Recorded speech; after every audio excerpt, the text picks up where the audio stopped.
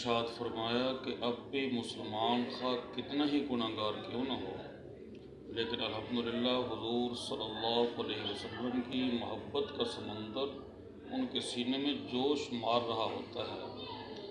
یہ ڈنمارک کے بدماشوں نے حضور صلی اللہ علیہ وسلم کی شان میں بے ادبی کی۔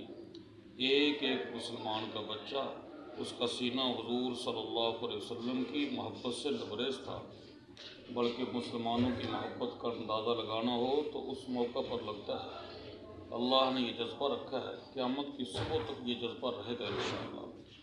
میں رائے گنج سے لاہور آ رہا تھا، ان دنوں میں ہڑتال تھی۔ ہڑتال تو اور بھی دیکھی کہ مال روڈ میں کچھ دکانیں بند تو دوسری جگہ کھلی ہوئی، لیکن وہ حضور صلی اللہ علیہ وسلم کی محبت میں اس دن ہڑتال ہوئی۔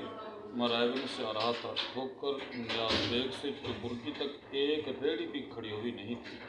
حضور صلی اللہ علیہ وسلم کی محبت میں ہر ایک نے بڑھ چڑھ کر حصہ لیا ہے۔ ارشاد فرمایا کہ 5 وقت کی نماز کی پابندی، قرآن پاک کی تلاوت، اپنی حق حلال کی روزی، زندگی کے جس شعبے کے اندر لگے ہوئے ہیں بس وہاں اللہ پاک کی ذات کو خوش کرنے کی فکر کریں۔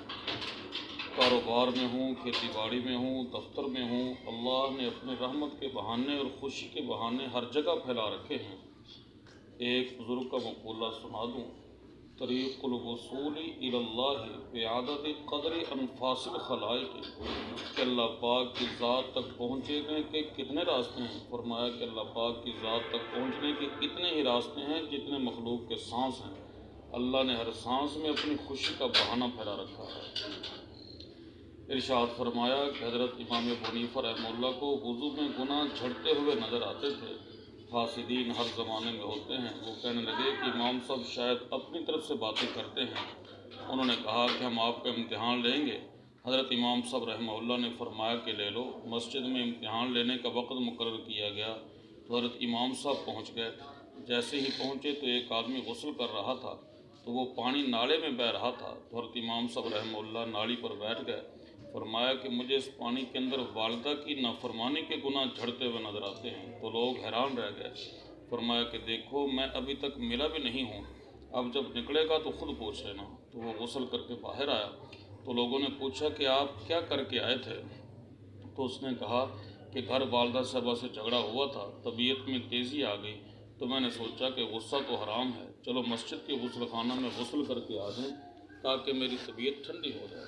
تو اس وقت علماء کرام نے بیک وقت کہا کہ جو آنکھیں حضرت امام صاحب رحمہ اللہ کی دیکھتی ہیں وہ ہماری نہیں دیکھتی۔ حضرت امام صاحب رحمہ اللہ نے جو فرمایا وہ برحق اور سچ ہے۔ ارشاد فرمایا کہ میرے بزرگ استاد ہیں حضرت مولانا عبید اللہ صاحب دامت برکاتہم العالیہ، جامعہ اشرفیہ کے محتمم ہیں۔ میرے بزرگ استاد حضرت کے چھوٹے بھائی حضرت مولانا عبدالرحمن اشرفی رحمہ اللہ کا انتقال ہوا تو میں تعزیت کے لیے حاضر ہوا۔ فرمانے لگے کہ میرے بھائی مولانا عبدالرحمن اشرفی رحمہ اللہ کا انتقال ہوا، فطری طور پر بہت صدمہ ہوا، لیکن حضرت ابا جی حضرت مفتی محمد حسن صاحب رحمۃ اللہ علیہ، ان کے چند جملے یاد ہیں جن کی وجہ سے دل کو سکون ہو جاتا ہے، دل کو حوصلہ ہو جاتا ہے۔ فرمانے لگے کہ میرے ابا جی حضرت مفتی محمد حسن صاحب رحمۃ اللہ علیہ فرماتے کہ وہ خزاں جس کے بعد بہار ہو وہ خزاں خزاں نہیں ہے، اور وہ بہار جس کے بعد خزاں ہو وہ بہار بہار نہیں ہے۔ فرمانے لگے کہ میرے بھائی مولانا عبدالرحمن اشرفی رحمہ اللہ کی موت بظاہر خزاں ہے، لیکن اس کے بعد جنت کی بہاریں، جنت کی ٹھنڈی ہوائیں چھپی ہوئی ہیں، اس لیے اس خزاں کی کوئی حقیقت نہیں ہے۔ اور میرے بھائی کی زندگی، دنیا کی زندگی بظاہر بہار تھی، لیکن اس کے بعد موت کی خزاں آنے والی ہے، اس بہار کی کوئی حقیقت نہیں، اصل بہار آگے ہے۔ ارشاد فرمایا کہ دنیا کی زندگی میں اصل بہار اللہ تعالیٰ کی یاد سے آتی ہے، اللہ تعالیٰ کی محبت سے، اللہ پاک کی ذات کو اپنے دل میں آباد کرنے سے، اپنے دل کو اللہ پاک کی محبت سے آباد کرنے سے۔ اس لیے آپ دیکھ لیں اللہ والے ان کے دل سکون سے بھرے ہوتے ہیں، حالات ان پر بھی آتے ہیں، حالات کی وجہ سے فطری طور پر کچھ نہ کچھ صدمہ بھی ہوتا ہے، کچھ نہ کچھ اثر بھی ہوتا ہے جو توکل کے خلاف نہیں، اصل دل کا سکون اللہ نے اپنی یاد میں رکھا ہے۔ اللہ پاک کا مبارک ارشاد ہے الا بذکر اللہ تطمئن القلوب۔ میرے حضرت ہیں جامعہ اشرفیہ کے شیخ الحدیث حضرت صوفی محمد سرور صاحب رحمۃ اللہ علیہ فرمانے لگے کہ یہاں ذکر اللہ سے مراد پورا دین ہے، کہ شریعت پر عمل کرنا یہ دل کو سکون سے بھرنا ہے۔ ارشاد فرمایا کہ شریعت میں آسانی ہی آسانی ہے، شریعت سے ہٹ کر پریشانی ہے۔ پھر ہم سوچیں کہ دنیا کی زندگی ہے کتنی؟ آپ یہ سوچیں کہ 40، 50، 60، 70 سال پہلے شاید ہم سے یہاں کوئی بھی نہیں تھا، چند ایک بزرگ ہوں وہ الگ بات ہے، اور 50، 60، 70 سال کے بعد شاید ہم میں سے کوئی بھی نہ ہو۔ عام طور پر جو عمروں کی اوسط چل رہی ہے وہ اسی طرح ہے، یعنی ہماری دنیا کی زندگی یہی ہے، بس تھوڑی زندگی ہے۔ ارشاد فرمایا کہ یہ دنیا کی زندگی بہت تھوڑی زندگی ہے، یہ ساری زندگی ہماری امتحان سے گزر رہی ہے، امتحان ہی امتحان ہے۔ آگے امتحان کے اللہ تعالیٰ کے اپنے اپنے انداز ہوتے ہیں، کبھی دے کر امتحان لیتے ہیں، کبھی لے کر امتحان لیتے ہیں، کبھی خوشحالی عطا کر کے بھی امتحان لیتے ہیں، پھر دیکھتے ہیں کہ یہ خوشحالی میں ہمیں یاد رکھتا ہے یا نہیں رکھتا۔ یہاں ایک بزرگ تشریف لائے، کہنے لگے میرے بیٹے کی شادی ہے، تو ایک صاحب فرمانے لگے کہ شادی خوشی کا موقع ہے، لیکن اپنی خوشی سے اللہ میاں کی خوشی کو مقدم رکھنا ہے، یعنی اپنی خوشی میں اتنا آگے نہیں بڑھنا کہ اللہ پاک کی ذات ناراض ہو جائیں۔ ہم اپنی خوشی میں اللہ میاں کو خوش کریں اور اپنی غمی میں بھی اللہ میاں کو خوش کریں۔ خوشی میں شکر کے ذریعے، تکلیف میں صبر کے ذریعے، صبر اور شکر دونوں جنت کے راستے ہیں۔ ارشاد فرمایا کہ ہندوستان میں ہمارا میوات کا علاقہ ہے، یہ پورا علاقہ کفر و شرک کے کنارے پر تھا۔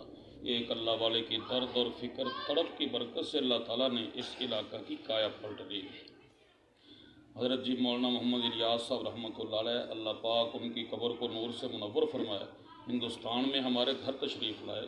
میری دادی صاحبہ کو پردے میں فرمایا کہ میاں جی صاحب کو تبلیغ کے کام سے نہ روکنا۔ پھر حضرت جی کی دعوت کا یہ اثر ہوا کہ میرے دادا جی کھیت میں ہل چلا رہے ہوتے، جماعت آ جاتی تو ہل چھوڑنے گھر نہیں جاتے، وہیں سے جماعت میں چل پڑتے تھے۔ ارشاد فرمایا کہ یہ دین اللہ تعالیٰ کی بہت بڑی نعمت ہے، اللہ کام لے لے کبھی فخر نہ آنے پائے، ہم سب محتاج ہیں۔ دین کا کام کرنے کے ساتھ ساتھ اللہ پاک کی بارگاہ کی طرف، ان کے فضل کی طرف دھیان لگا رہے۔ اس لیے حضرت گنگوہی رحمہ اللہ فرمانے لگے کہ ایک آدمی کو دین کا کوئی بھی کام کرنے کے بعد یہ جذبہ حاصل ہو جائے کہ یا اللہ میں نے کچھ نہیں کیا، فرمایا اسے سب کچھ مل گیا۔ اللہ پاک کی بارگاہ میں عجز و انکساری بڑی پسند ہے، رونا دھونا بہت پسند ہے۔ ارشاد فرمایا کہ دین کے سب شعبے برحق ہیں، کسی ایک میں خدمت کر رہے ہیں، محبت سب کے ساتھ ہو، محبت کی برکت سے سب میں حصہ پڑ جاتا ہے، پھر آدمی کسی کو حقیر نہ سمجھے۔ اللہ پاک اس خیال اور وہم سے بھی ہم سب کی حفاظت فرمائے۔ باقی اللہ پاک کی خوشی میں جتنا آگے بڑھ سکتے ہیں بڑھ گئے ہیں، اللہ نے موقع عطا فرما رکھا ہے، یہاں ہم راستے میں ہیں، منزل نہیں یہ راہ گزر ہے۔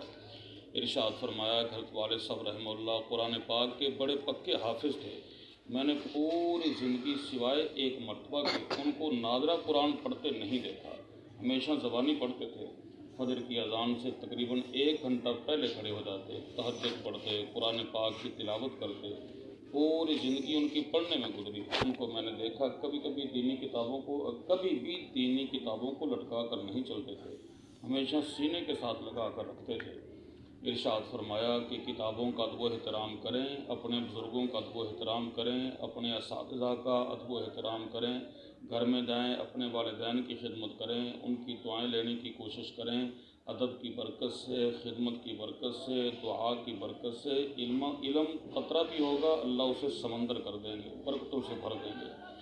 والدین کافر ہی کیوں نہ ہوں پھر بھی ان کی بے ادبی نہ کریں، خلاف شرع کوئی بات کہہ دیں اس میں تو ان کا کہنا نہیں ماننا، لیکن یہ ہے کہ بے ادبی نہ کریں، ادب و احترام برقرار رہے۔ لا طاعۃ لمخلوق فی معصیۃ الخالق۔ ارشاد فرمایا کہ حضرت والد صاحب بچپن میں ہم پوچھتے کہ جس طرح ہم دنیا میں اکٹھے رہ رہے ہیں کیا آخرت میں بھی اکٹھے ہو سکیں گے؟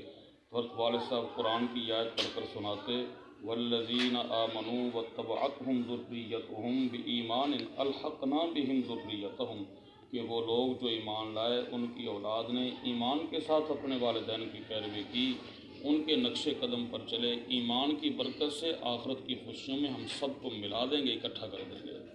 ارشاد فرمایا کہ گھر ہمارا یہاں دنیا میں نہیں، گھر ہمارا 7ویں آسمان سے اوپر عرش معلیٰ کے نیچے جنت، گھر وہاں پر ہے۔ یہ ہمارے بالوں کی سفیدی، یہ زندگی کی آخری سرحد ہے۔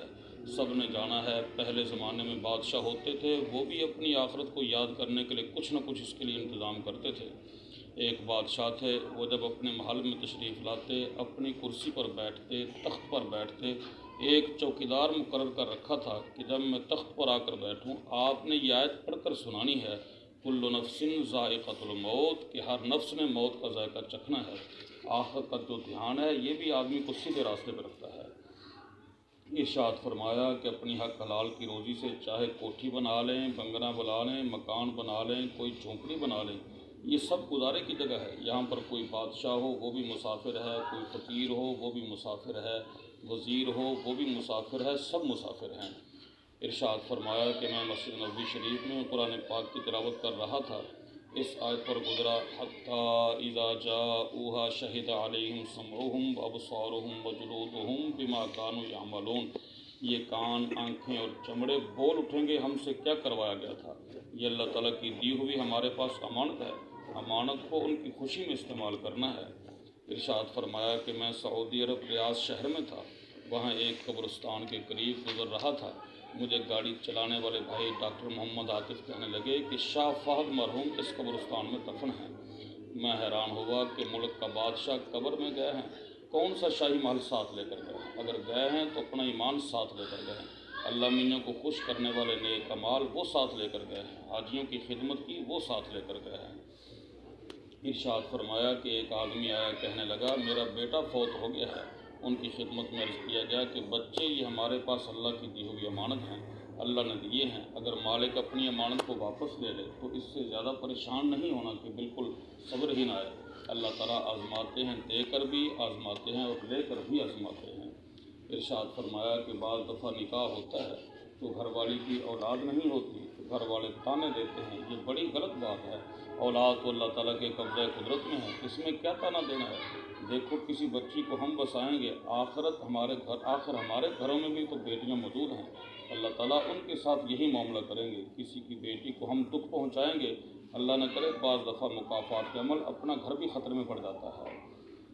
ارشاد فرمایا کہ ہم سب کے سب امتحان میں گزر رہے ہیں، ہمارا ایک ایک سانس امتحان میں گزر رہا ہے، ہر وہ سانس جس میں اللہ تعالیٰ کو خوش کر لیا، اللہ تعالیٰ کو راضی کر لیا، وہ سانس آخرت کا سانس ہے، وہ آخرت کی کامیابی کی طرف جا رہا ہے۔ ارشاد فرمایا کہ اپنے نفس کا محاسبہ کیا کریں، یہ 24 گھنٹے میں کہیں ہم نے اللہ تعالیٰ کی ناراضگی والا کام تو نہیں کیا، کوئی ناراضگی والا بول تو نہیں بولا، زبان سے کوئی جھوٹی بات تو نہیں کی، آنکھوں سے بدنظری تو نہیں کی، زبان سے کسی کی غیبت تو نہیں کی۔ اگر کسی سے بھول ہو گئی تو فوراً اللہ تعالیٰ کی بارگاہ میں توبہ اور استغفار کرے اور آئندہ کے لیے کوشش کرے بچنے کی اور احتیاط۔ ارشاد فرمایا کہ نیت کرو اوپر کی طرف ہو، اللہ میاں کو خوش کرنے کا جذبہ ہو، جتنی بھی گھڑیاں ہیں وہ سب اللہ میاں کی رحمت میں گزر رہی ہیں۔ 5 وقت کی نماز پڑھیں تو نماز کا وقت یہ بھی اللہ میاں کی خوشی میں گزرے گا۔ اپنی دکان ہو تو اس کو آپ جنت کی دکان بنا لیں، کاروبار کو جنت کا کاروبار بنا لیں، دفتر کو جنت کا دفتر بنا لیں، کاروبار سچائی سے بھرا ہوا ہو، امانت سے بھرا ہوا ہو، خدا خوفی سے بھرا ہوا ہو، پھر وہ کاروبار دنیا کا نہیں جنت کا کاروبار ہے۔ ارشاد فرمایا کہ حدیث شریف میں آیا التاجر الصدوق الامین مع النبیین والصدیقین والشہداء، کہ ایک آدمی تجارت کرنے والا ہے لیکن اس میں 2 صفتیں پائی جاتی ہیں، زبان سے سچ بولنے والا ہو، امانت دار ہو۔ فرمایا کہ کل قیامت کے دن ان کا حشر انبیاء، صدیقین اور شہداء کے ساتھ ہوگا۔ کتنا بڑا انعام ہے۔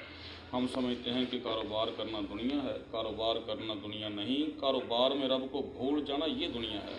دفتر میں کام کرنا یہ دنیا نہیں، دفتر میں رب کو بھول جانا یہ دنیا ہے۔ ارشاد فرمایا کہ مسلمان پستی میں نہیں جاتا، مسلمان پستی میں اگر جاتا ہے تو راستے سے ہٹنے کی وجہ سے جاتا ہے، ورنہ اللہ تعالیٰ نے جو مسلمانوں کو پیارا ضابطۂ حیات دیا ہے، زندگی گزارنے کے پیارے طریقے عطا کیے ہیں، اپنے آخری سب سے پیارے پیغمبر صلی اللہ علیہ وسلم ان کی پوری زندگی کا نمونہ مسلمانوں کے سامنے رکھا ہوا ہے، دائیں بائیں جانے کی کوئی ضرورت نہیں ہے۔ اللہ پاک عمل کی توفیق نصیب فرمائے۔